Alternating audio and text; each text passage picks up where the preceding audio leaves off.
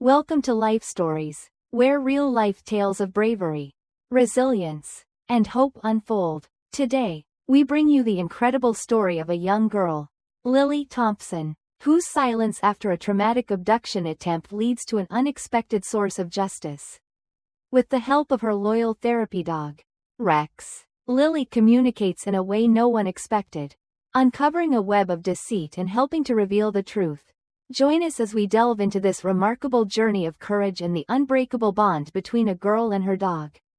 Don't forget to subscribe to our channel to start today's story. It was a cold autumn morning when Lily Thompson, just 5 years old, stepped into the courtroom, her tiny hand gripping the leash of Rex, her German shepherd. The air was thick with tension, and every eye in the room followed the small girl as she walked toward the witness stand. Her movements were hesitant but determined, the weight of the world seemingly on her fragile shoulders. Her green eyes, once so full of life and curiosity, now held the shadows of a traumatic event that had stolen her voice. As she settled into the chair, her gaze briefly flickered to the defendant, Jason Hale, sitting at the defense table. He was calm, too calm for someone facing such grave accusations. Lily's silence had been profound, her voice lost in the wake of the horrors she had experienced. She had not spoken a single word since the day of the abduction attempt. Her parents, Sarah and David Thompson, had tried everything to help their daughter heal. They sought the best therapists, read every parenting book they could find, and surrounded her with love, but nothing seemed to reach her. That was until Rex came into their lives. Rex wasn't just a dog, he was a lifeline. A quiet guardian who provided the comfort and security Lily so desperately needed. And now, in this courtroom, he was by her side, the only constant source of stability in her world. Judge Thomas Sullivan, a man with years of experience in the courtroom, leaned forward slightly as he observed the child. He had seen many cases in his time, but nothing like this. He knew that the case rested on Lily's testimony, but the problem was glaring. Lily hadn't spoken a word since the incident. The defense team had already crafted their argument, hoping to discredit her as a credible witness. Without her voice, they thought they could slip through the cracks.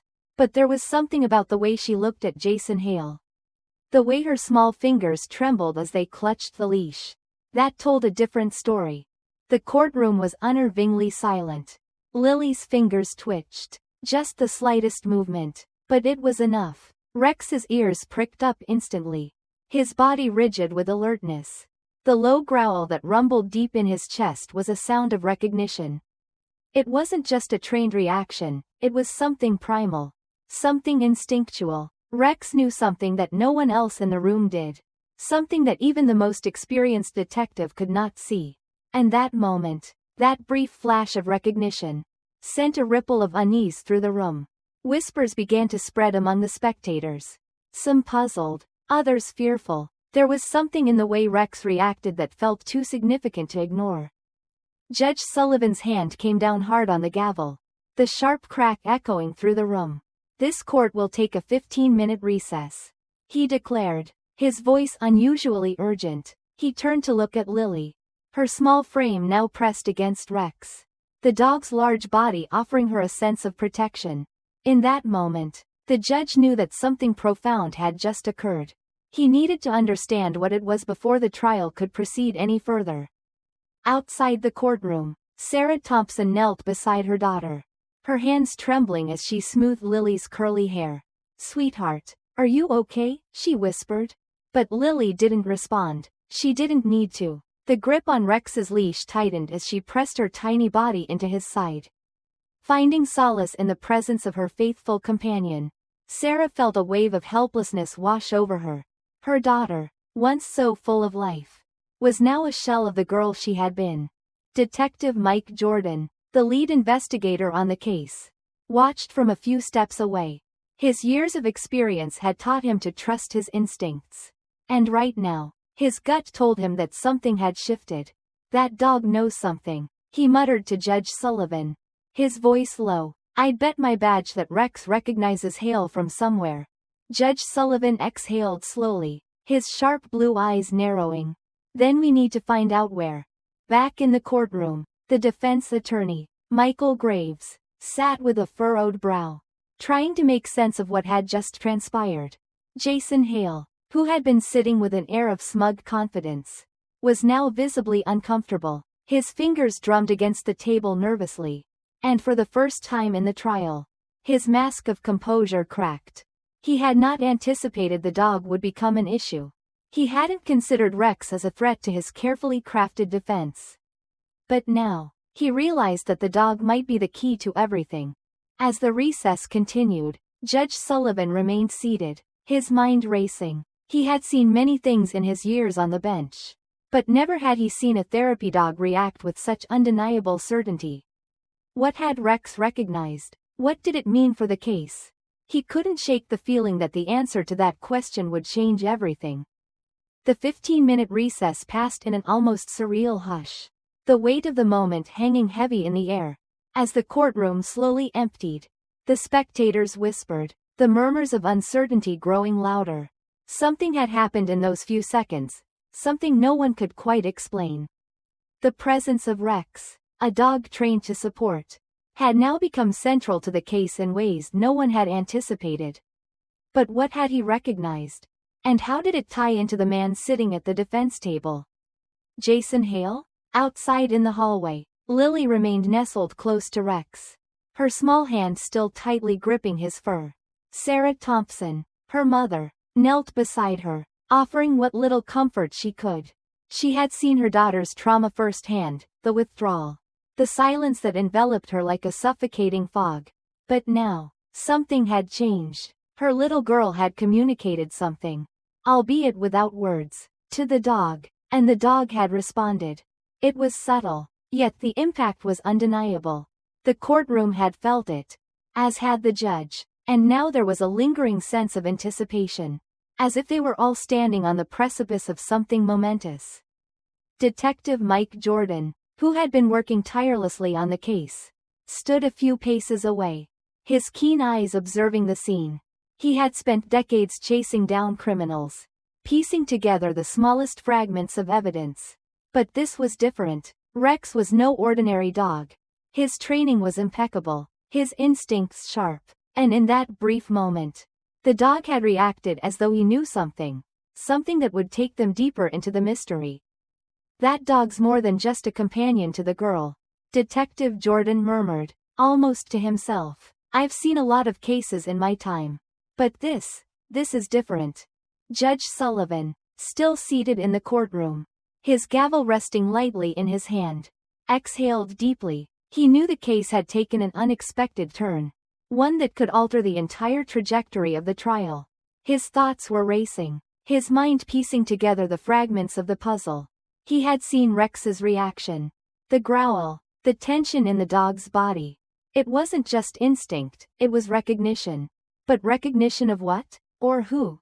Mike, do you think Hale and the dog have met before? The judge asked quietly. I don't know, Jordan replied, his gaze fixed on the empty courtroom. But something tells me they have. And if they have, then we need to find out when, where, and how. That dog might just hold the key to solving this case. The urgency in the detective's voice matched the sense of gravity that now hung over the proceedings. As the recess drew to a close, the team was already preparing to dive deeper into the investigation. The weight of the case was becoming more apparent with every passing minute. And the realization that Rex might be the key to unlocking the truth was becoming increasingly clear. Back in the defense room, Jason Hale sat across from his attorney, Michael Graves. The smug confidence that had once characterized his demeanor had now faded, replaced by an unsettling quiet. He sat with his hands clasped tightly in front of him, his fingers tapping rhythmically against the table as he replayed the courtroom events in his mind. The girl hadn't spoken, but the dog? The dog had reacted to him. He had recognized him. I didn't think the dog would be an issue, Hale muttered under his breath, his voice cold and measured. But now it's clear that it is. Graves raised an eyebrow, his expression unreadable. What do you mean? Hale's eyes narrowed. That dog, Rex. He knows something. I'm sure of it. He paused, frustration evident in his voice. I didn't anticipate this. We need to figure out how to use this against them. But Graves wasn't so sure. Something in Hale's words had shifted. And the attorney could sense the underlying tension.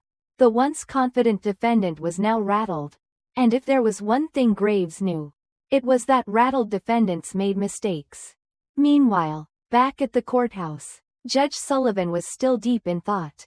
The recess had allowed him to step back and reassess the situation. The evidence so far had painted a troubling picture of Jason Hale, a man with a history of manipulation, deceit, and violence. But now there was a new layer to the case. One that no one had expected. Rex had reacted to Hale with a certainty that no one could ignore. The question now was, what had that reaction meant? As the courtroom doors creaked open and the spectators began to filter back in, the trial was about to resume.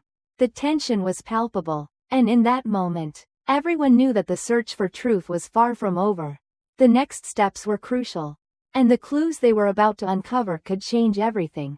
The case was no longer just about Lily's testimony, it was about what Rex knew, and how far they were willing to go to uncover the truth.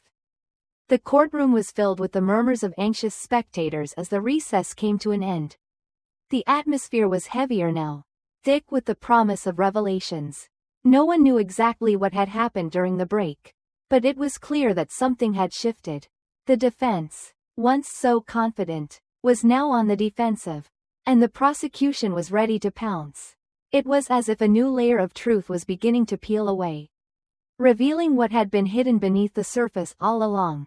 Judge Sullivan entered the courtroom, his expression measured but serious. He had spent the break thinking deeply about everything he had witnessed: Lily's silent plea to Rex, the dog's reaction to the defendant, Jason Hale. There was something undeniable in the way the dog had locked eyes with Hale. It was a recognition, not just a reaction. That growl, that posture, it wasn't something trained. It was instinct, and instinct had a way of revealing hidden truths. As the judge settled into his seat, he looked briefly at Lily, who was still clutching Rex's leash, her small frame pressed against the dog's side. Her silence had become her statement, her only means of communicating her trauma. Yet in that silence, she had given them a clue that would change the course of the trial. The moment Rex had reacted to Hale, something had clicked into place in Judge Sullivan's mind. This wasn't just a case about a traumatized child, it was about uncovering a pattern, a history of abuse and manipulation, and finally, bringing it to light. The prosecution was ready to move forward. Jenna Collins, the lead prosecutor, stepped up to address the court. Her voice was calm but firm, a stark contrast to the growing tension in the room. "Your Honor," she began, her eyes flicking briefly to the defense table where Jason Hale sat. His once confident demeanor now replaced with something closer to fear. "The evidence we have gathered, combined with the reaction of the therapy dog, Rex, brings us to a pivotal moment in this trial." Graves, the defense attorney, was already on his feet, ready to object. "Objection, Your Honor, this is nothing more than theatrics. A dog's behavior should not be admissible as evidence." Judge Sullivan raised a hand, silencing him with a sharp glance. "I've already ruled on this matter, Mr. Graves," he said, his voice low but firm. "The dog's behavior is part of the circumstances we must consider. Proceed, Miss Collins." Jenna Collins nodded and turned her attention back to the court. "As we know, Mr. Hale has been linked to several other abduction attempts.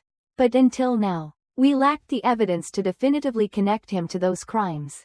However, recent developments have changed that. We have uncovered new evidence that directly links Mr. Hale to a remote cabin in the Northwoods, a place that, until now, we had no reason to suspect." She paused for a moment, letting the weight of her words settle over the room. It was clear that this was a turning point. The audience was on edge, and even the defense was starting to feel the pressure. Graves' expression had shifted from confidence to unease. "We request a short recess to follow up on a critical lead." Collins continued, her voice unwavering. "We believe that this evidence may provide the final piece needed to close this case." The defense immediately objected. "This is a delay tactic," Graves argued. his voice rising. "We've already been through extensive questioning. There is no concrete evidence linking my client to this supposed cabin.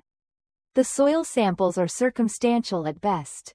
Judge Sullivan looked at the defense attorney with cold, unwavering eyes. "Motion granted," he said, his voice cutting through the tension.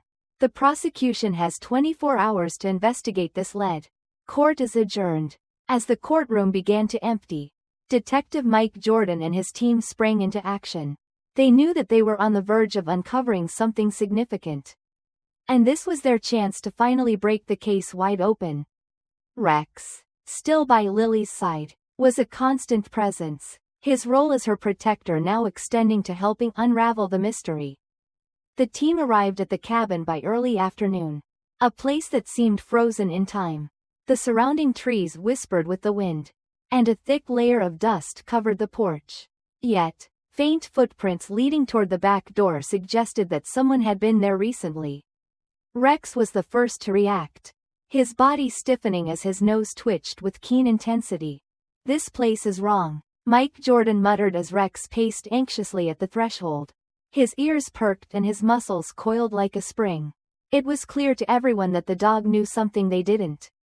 His growl echoed in the stillness, and the team proceeded cautiously, weapons drawn. Inside the cabin, the air was damp and cold, the sparse furnishings casting eerie shadows. But then, something caught the detective's eye, an unnatural seam in the wooden floor near the back wall. With swift precision, the officers pried the boards loose, revealing a narrow staircase leading down into a hidden basement.